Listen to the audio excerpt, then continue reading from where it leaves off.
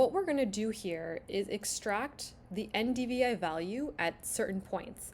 And this is a really important thing to know because if you're doing some sort of machine learning model or linear regression model, you're going to have certain points where you are building your training data set.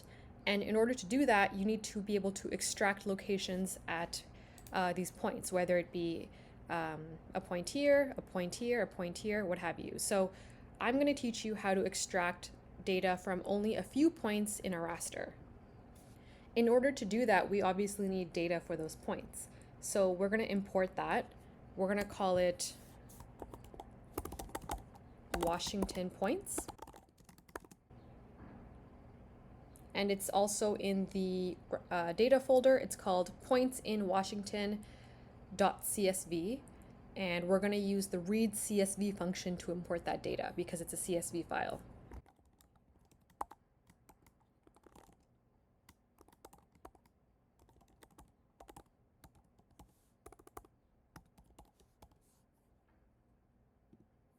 Okay, let's take a look at the point data. So here we go. We have 3 points with latitude and longitude. So right now it's just CSV data. We need to convert that into geometry, so a spatial data set. In order to turn the CSV data into a spatial data set, we are going to use we're going to use a function from the SP library, which is why we imported it here. And the function is called coordinates. So very straightforward. What we do is we just use this function, type it out, and we have to reference the point data that we just imported. So for us, that's Washington points. And we basically tell R which column is the longitude and which column is the latitude. And because of our column names, it's very easy to just translate that.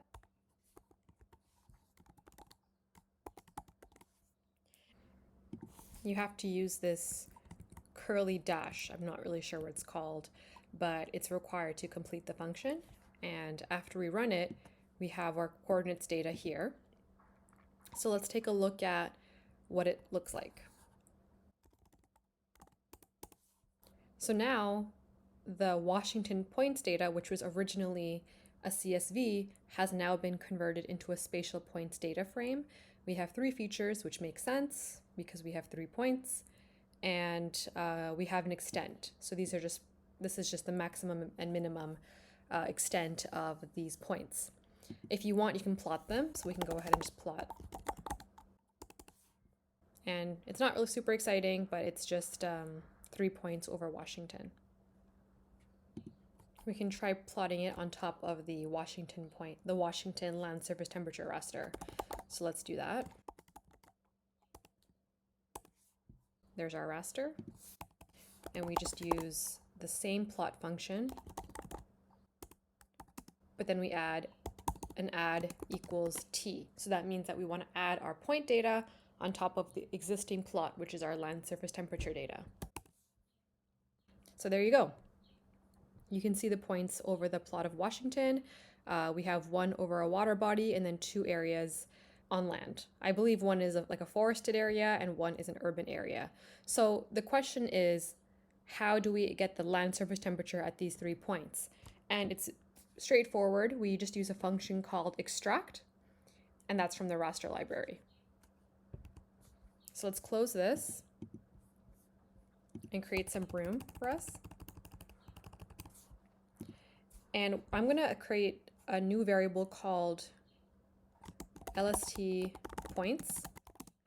And we're going to use the raster extract function, which is just called extract.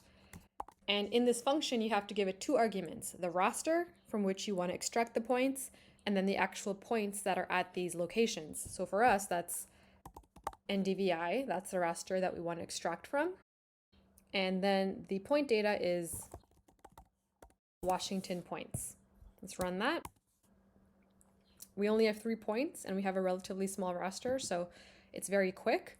I'm going to clear the console and let's take a look at these point data. There you go. So We have 3 land surface temperatures, and that represents the temperature at, sorry, this is actually the NDVI that we should be doing. NDVI, not land surface temperature. So NDVI, let's run that again.